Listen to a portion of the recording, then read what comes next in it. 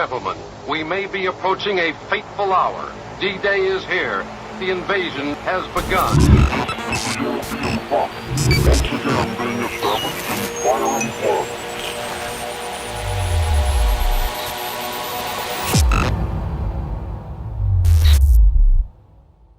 First, some context.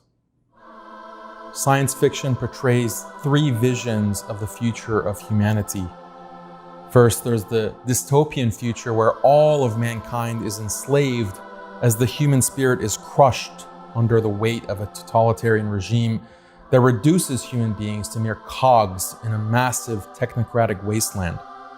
Second, there's the equally dystopian future where humanity is also enslaved, but authorities use mass media in tandem with powerful pharmaceuticals to dope the masses into seeing their condition as one of freedom, pleasure, and bliss.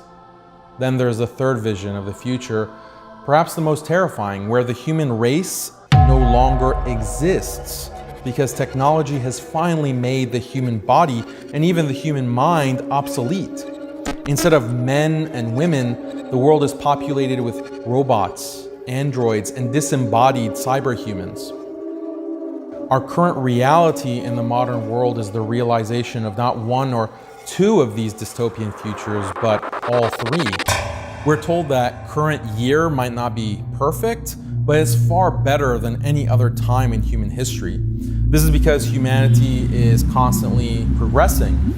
Constant economic growth, constant technological advancement, constant moral progress as humanity discovers new human rights and new freedoms to be championed in the latest social justice campaigns.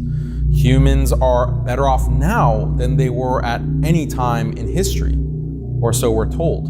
But what is the reality? Think about the modern person's life.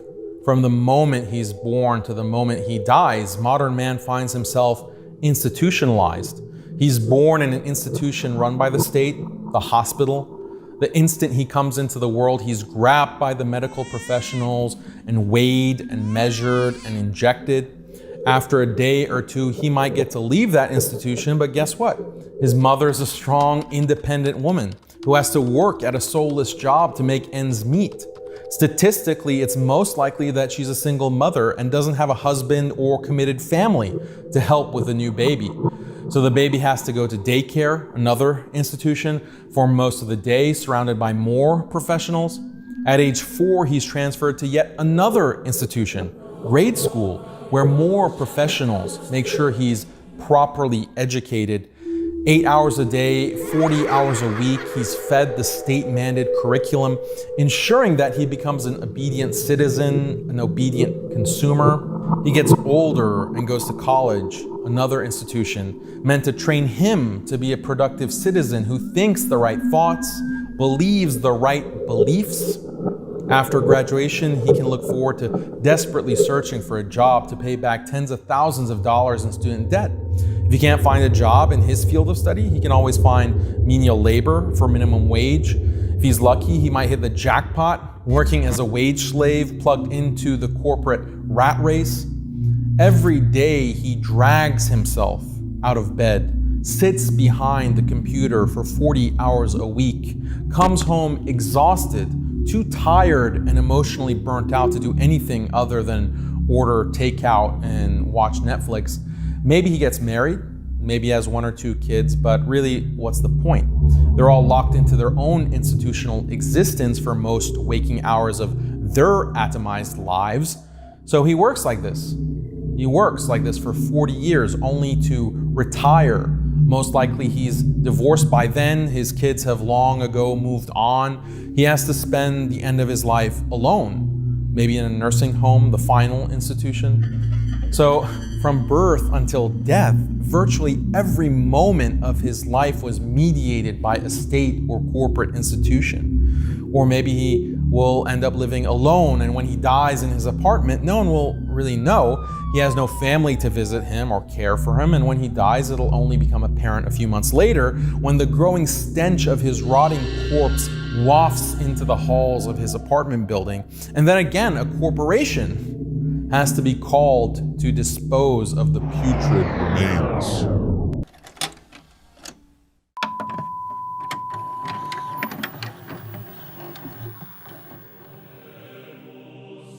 This sad existence is not unusual. It's in fact the norm. It's the model. It's by design, the logical consequence of a materialist, progressive worldview. After all, real happiness, according to materialists, is not to be found in some promised heaven in an imagined afterlife. This life is all we have, and material bodies are all that exist. As such, the meaning of life is really about maximizing bodily delights and reducing pain and toil. And the best way, indeed the only way, to maximize pleasure and minimize toil according to this philosophy is through goods and services. Give people more food, more entertainment, more gadgets, produce more technology and more automation, which will make life more convenient. More. The more goods and services people have, the happier they'll be, the freer they'll be. One year you have basic cars, the next year cars become more advanced with power steering, and the next year they're even more advanced with airbags and Bluetooth and GPS, and so on until you have self-driving cars, and on and on. Products become better and more plentiful. This is progress. The classical liberal thinkers and the early economists, people like John Locke, John Stuart Mill, Jeremy Bentham, and Adam Smith, they're all progressivists. They all agreed that human happiness was tied to more goods and services, and more goods and services would eventually bring human freedom, equality, and ultimately utopia. Communist thinkers were no different. In fact, communism as a materialist philosophy fully agrees that human happiness and freedom can only come from more and more goods and services. The communist only disagrees with his liberal counterpart on how best to achieve and distribute those goods and services, but the underlying materialism is the same. Does non-stop consumption lead to freedom and happiness?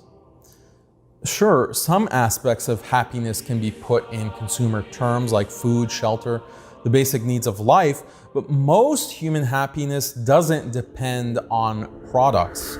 The happiness that comes from a loving and committed relationship with the opposite sex, the happiness that comes from growing old with a loving family and devoted children, the happiness that comes from sharing an identity with other human beings centered around pursuit of a higher purpose. These profound sources of happiness are not, in terms of bodily pleasures, they're not consumerist in nature, and in fact, the consumer economy does a great deal to dissolve these organic relationships and replace them with alternatives. Why bother with the duties of marriage when you can use a convenient sex app or online pornography to perpetually satisfy carnal lusts? Why bother with the burden of having to raise your children yourself when daycare services make it so easy to ship them off while you pursue your personal career ambitions? Why bother with the burden of serving God and uniting with the community of the faithful when you can wallow in the faux feel-good mixed spirituality offered by flashy motivational speakers whose cloying adjurations are broadcast directly via social media to the palm of your hand? It's the intrusiveness of consumer technology that has created a modern society that is more atomized, more individualistic, and ultimately more depressed, more lonely, more unhappy, more disconnected from everything that makes life worth living. The human mind naturally shuns such an artificial existence. The only way modern people survive is by constant use of drugs, alcohol, painkillers, and antidepressants to numb the senses. And still, suicide rates and drug overdose deaths have been climbing year after year. Modern unhappiness is truly unique. Perhaps most telling is what's called the happiness income paradox. Contrary to the materialists, happiness doesn't increase when income increases. When the happiness levels and income levels in dozens of countries around the world are tracked over a long period of time, it becomes evident that more material wealth does not equal more happiness. But other studies paint a darker picture. Once basic needs are met, A person's happiness is strongly correlated with perceived social rank and relative status. In other words, how rich are you compared to other people? Research shows that relative wealth and comparative status play a dominant role in people's happiness levels. This is why a millionaire, despite all his wealth, can still be very unhappy if his social circle is filled with billionaires. And why a billionaire can feel very unhappy if his social circle is filled with mega billionaires.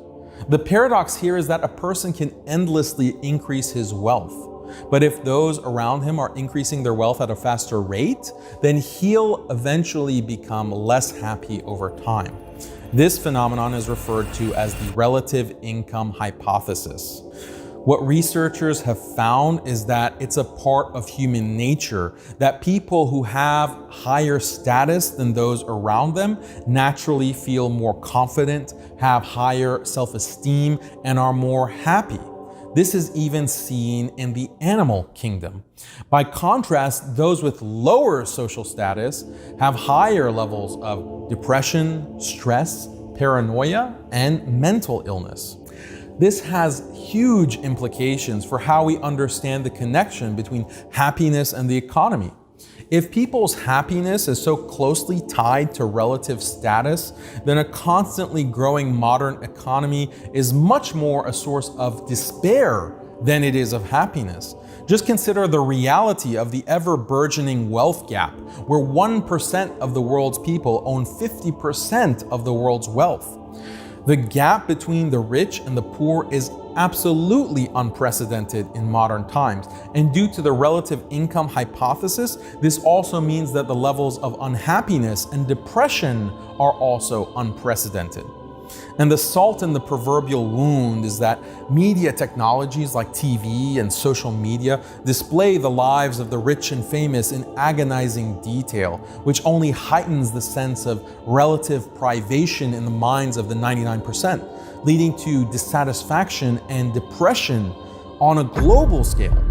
Consider this paradox. People in developing countries have actually become wealthier in absolute terms over the past century.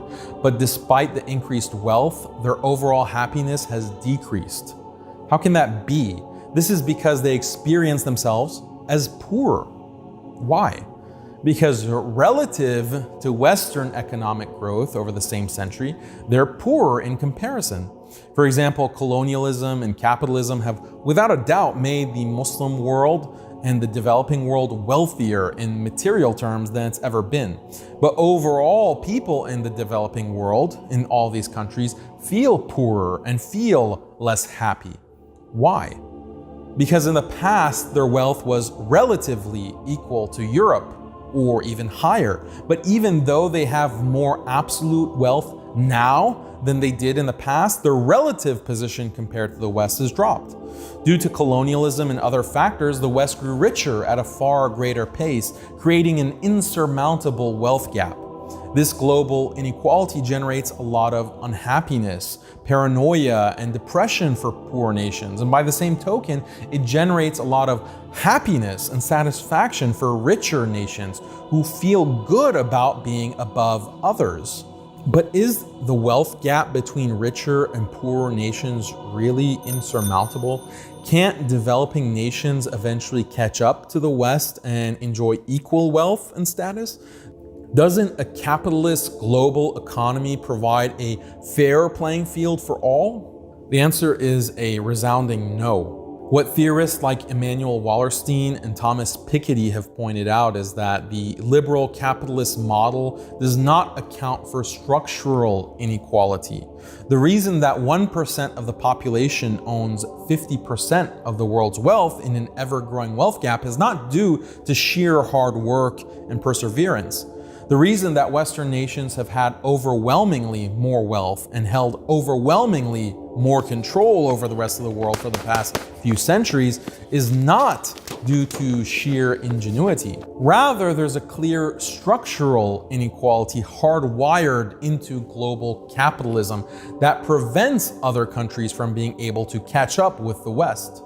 Sociologist Immanuel Wallerstein points to the fact that because the technological revolution began in the West, they were able to accumulate a great deal of capital. Using this capital, they were able to invest more into research and development, R&D, more so than other nations, which led to more innovation, better products, more high-tech products. Other nations couldn't compete with this, and so they were locked into a low-tech economy relative to the West, where they're producing low-margin, low-tech goods and raw materials. Meanwhile, the Western nations create better, higher-tech goods and sell those at higher margins, which brings more profit, which they can invest in more R&D, more innovation, and the vicious cycle continues. This is a structural inequality that prevents other countries from catching up. The modern wonder of progress and constant economic growth is actually a modern nightmare that keeps the majority of the world's population in a perpetual state of inferiority. Isn't mankind supposed to live free? Maybe freedom is exactly the problem here. The whole purpose of endless technology and endless consumption is to give us more and more freedom.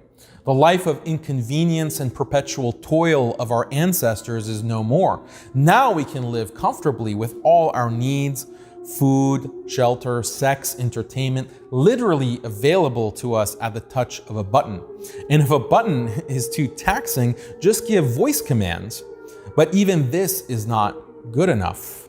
Even this is not as convenient as possible. What if chips could be implanted in the brain so that we can order the pizza with our thoughts? But then we would have to chew the food, quite a chore. What if we could just automatically inject the nutrition of the pizza into our bodies and then virtually simulate the sensations of enjoying a pizza? But then why allow a clunky body to limit our freedom in the first place? Why not technologically enhance our bodies, or better yet, ditch our bodies altogether by uploading our consciousness into the cloud so that we can exist in a state of perpetual cybernetic bliss? Isn't this the logical end of freedom? Freedom realized to its fullest potential? But of course, this freedom would also mean no more human body. And no more human body means no more soft touch of another's warm embrace, no more watching the sunset, no more smelling the rain, no more reveling in the joyous laughter of your children, no more human life as we know it, the extinction of the human race. Is there another path?